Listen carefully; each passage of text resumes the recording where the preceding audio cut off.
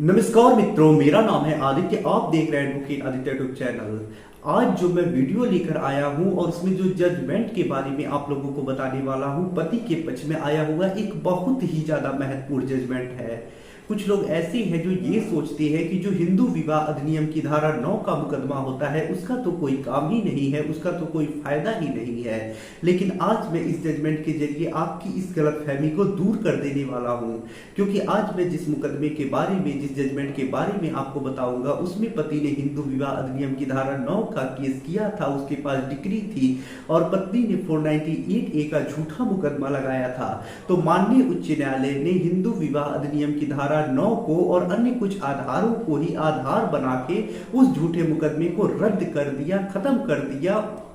और ये जो जजमेंट है इसमें पति और पति के घर वाले डिस्चार्ज हुए हैं। तो हाई कोर्ट ने पति और पति के घर वालों को डिस्चार्ज कर दिया, उन्मोचित कर दिया। तो इस जजमेंट को आइए हम बारीकी से समझते हैं। और यदि आपका भी ऐसा ही मामला होगा, आपने भी सेक्शन 9 का केस किया होगा, आपके पास भी इसके अलावा कुछ एक दो आधार होंगे, तो इस जजमेंट का यूज आप अपने केस में कर सकते हैं, खुद को भी डिस्चार्ज करा सकते हैं। तो ये जजमेंट पति के पक्ष में आया हुआ काफी इंपॉर्टेंट जजमेंट है, बारीकी से इसे समझिएगा। जजमेंट को समझने से पहले मैं आपसे दो महत्वपूर्ण बातें बता देता हूं। पहली तो ये कि मेरी एक किताब पब्लिश हुई है जिसका नाम है legal guide for husband in matrimonial cases. अब देखिए, जैसा इस किताब का नाम ही है legal guide for husband in matrimonial cases, ऐसा ही इस किताब का उद्देश्य भी है। इस किताब में आपको जो मैट्रिमोनियल केसेस होते हैं, जैसे 498A, section 9 divorce case, 125 CRPC, DV act, इनसे संबंधित काफी अच्छी जानकारी दी गई है। तो यदि आप मैट्रिमोनियल मुकदमे लड़ रहे हैं, आपको कोई गाइड करने वाला नहीं है, चीजों को बताने वाला नहीं है, तो आप इस किताब का अध्ययन करके अपनी जानकारी बढ़ा सकते हैं, समझ सकते हैं कि कैसे मुकदमा लड़ना है, कैसे पक्ष मजबूत करना है, कैसे प्रक्रिया चलेगी, कैसे ड्राफ्टिंग करना है, सारी चीजें आप समझ सकते हैं। जब आपको जानकारी होगी तो आप ठगी के शिकार नहीं होंगे, आपका समय बचेगा, पैसे बचेंगे, तो काफी फायदा आपको इस किताब का मिल सकता है। तो जानकारी बढ़ाने के लिए, अपना मुकदमा जीतने के लिए, पत्नी को सबक सिखाने के लिए परेशान पति इस किताब का अध्ययन जरूर करे। ये जो किताब है इसका जो मूल्य है वो 600 रुपए है, जिसमें 100 रुपए कोरियर चार्ज भी है। किताब को बाई करने के लिए मेरा व्हाट्सएप नंबर स्क्रीन पे दिखाई दे रहा होगा, उस पर मैसेज करिएगा। दूसरी जो महत्वपूर्ण बात है वो ये है कि मेरा ये ग्रुप स्टार्ट हुआ है। ये जो ग्रुप है इसमें आपको हाई कोर्ट और सुप्रीम कोर्ट के जो लैंडमार्क और लेटेस्ट जजमेंट आते हैं उनकी PDF कॉपी और उनके बारे में जो चीजें होती हैं वो बताई जाती हैं, प्रोवाइड की जाती हैं। तो यदि आप लेटेस्ट में जो हाई कोर्ट और सुप्रीम कोर्ट के जजमेंट्स आ रही हैं, जिनके लगा के आप फायदा ले सकते हैं, अपने केस को रद्द करा सकते हैं, खुद को डिस्चार्ज करा सकते हैं, मेंटेनेंस देने से बच सकते हैं, इस प्रकार के जजमेंट पढ़ना चाहते हैं, समझना चाहते हैं, तो मेरे इस ग्रुप से जरूर जुड़ जाइएगा। आपको काफी अच्छी जानकारी मिलेगी, काफी अच्छे अच्छे जजमेंट वहां मिलेंगे। जैसे आज मैं जिस जजमेंट के बारे में बताऊंगा, जिसमें सेक्शन 9 और अन्य कुछ आधारों को आधार बना के झूठा 498A रद्द कराया गया है। इस जजमेंट की कॉपी आप डाउनलोड करना चाहते हैं तो हमारे ग्रुप से जुड़ जाइएगा, वहां आपको मिल जाएगा। इस प्रकार के बहुत सारे जजमेंट आपको मिल जाएंगे। तो ग्रुप से जुड़ने का जो चार्ज है वो 500 रुपए है, जिसे वन टाइम आपको पे करना है, दोबारा कभी कोई फीस आपको नहीं पे करनी है। ग्रुप से जुड़ने के लिए मेरा व्हाट्सएप नंबर स्क्रीन पे दिखाई दे रहा होगा, उस पर मैसेज करिएगा।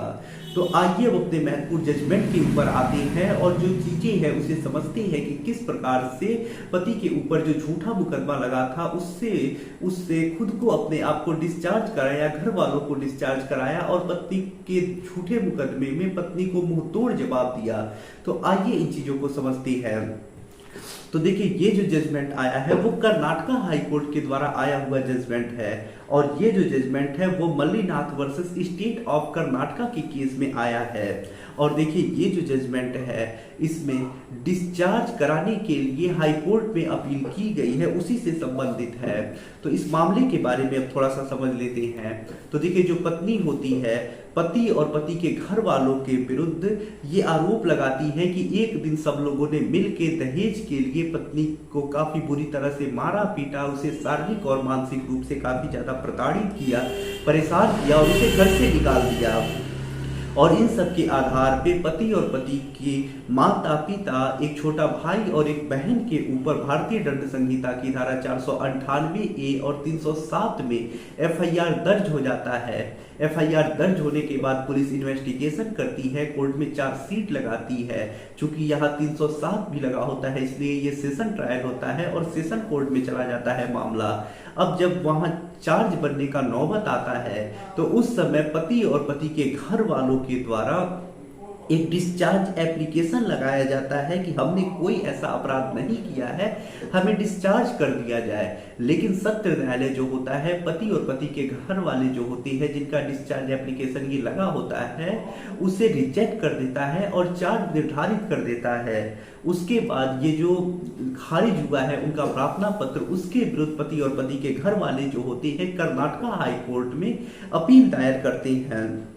वहां पे उनकी तरफ से ये तर्क दिया जाता है कि पति ने पहले सेक्शन 9 का मुकदमा लगा दिया और उसकी उसे डिक्री भी मिल चुकी है, वो डिक्री भी प्रस्तुत की जाती है और कहा जाता है कि जब मुकदमा लग गया उसके काफी दिनों के बाद पत्नी ने यह मुकदमा यानी 498A का मामला दर्ज कराया है। और जब सेक्शन 9 अंडर चल रहा था ट्रायल, उसका वो जो केस चल रहा था, प्रोसीजर चल रहा था, उस दौरान उसने ये मुकदमा दर्ज कराया है, एफआईआर दर्ज कराया है और अभी पति को सेक्शन 9 की डिग्री भी मिल चुकी है। इसके बावजूद भी पत्नी पति के साथ रहने नहीं जा रही है। तो पहला आधार ये पति बनाता है। दूसरा कहता है कि सामान्य और सर्वव्यापी किस्म के आरोप लगे हैं। पत्नी ने साफ कह दिया है कि मिलजुल के मारा पीटा गया, परेशान किया गया। तो ये आरोप सामान्य और सर्वव्यापी किस्म के हैं। किसने क्या अपराध किया, कैसे किया, इसका कोई जिक्र नहीं किया गया है। पत्नी ने जो गवाह भी बनाए हैं कोई स्वतंत्र गवाह नहीं है। वो दिखा रही है कि काफी बुरी तरह से मारपीट हुई, 307 आईपीसी तक लग गया है, लेकिन कोई अगल बगल का या कहीं कोई स्वतंत्र गवाह नहीं है, सिर्फ उसके माता पिता और घर वाले ही गवाह है।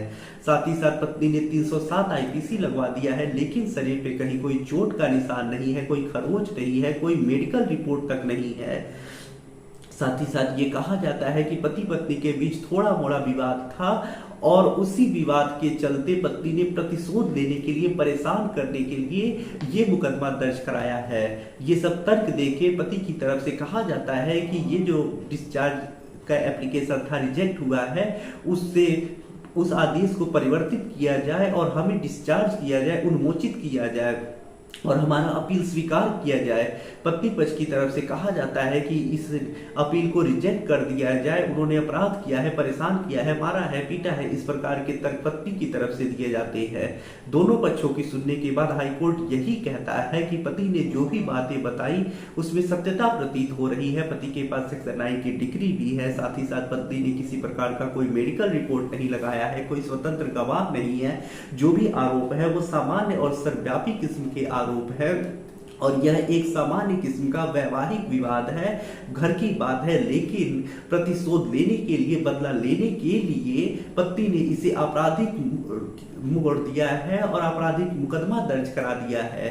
तो यहाँ यह मामला जो है इसे आगे बढ़ाया जाता है तो यह कानूनी प्रक्रिया का दुरुपयोग होगा और ऐसे में जो हाई कोर्ट होता है इस अपील को स्वीकार करता है और पति और पति के घर वालों को डिस्चार्ज कर देता है।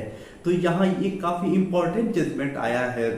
यदि आपका भी ऐसा ही कुछ मामला है, कुछ ऐसे ही फैक्ट है, तो आप इस जजमेंट के जरिए चाहे तो खुद को, अपने घर वालों को डिस्चार्ज भी करा सकते हैं। यदि आप इस जजमेंट की कॉपी डाउनलोड करना चाहते हैं तो जैसा मैंने आपको बताया हमारे ग्रुप से जुड़ जाइएगा। आप डिस्चार्ज के संबंध में, क्रैशिंग के संबंध में या किसी भी कानूनी जानकारी के संबंध में मुझसे फोन पे बात करके कानूनी सलाह लेना चाहते हैं तो मेरा व्हाट्सएप नंबर स्क्रीन पे दिखाई दे रहा होगा, उस पर मैसेज करके अपॉइंटमेंट बुक करा के मुझसे कॉल पे बात कर सकते हैं। यदि आपको वीडियो पसंद आया हो तो वीडियो को लाइक करें, अपने दोस्तों के साथ शेयर करें और यदि आप चैनल पर नए हैं तो चैनल को सब्सक्राइब करके बेल आइकन को दबाएं। मिलते हैं नए वीडियो के साथ अगले दिन, तब तक के लिए जय हिंद, जय भारत।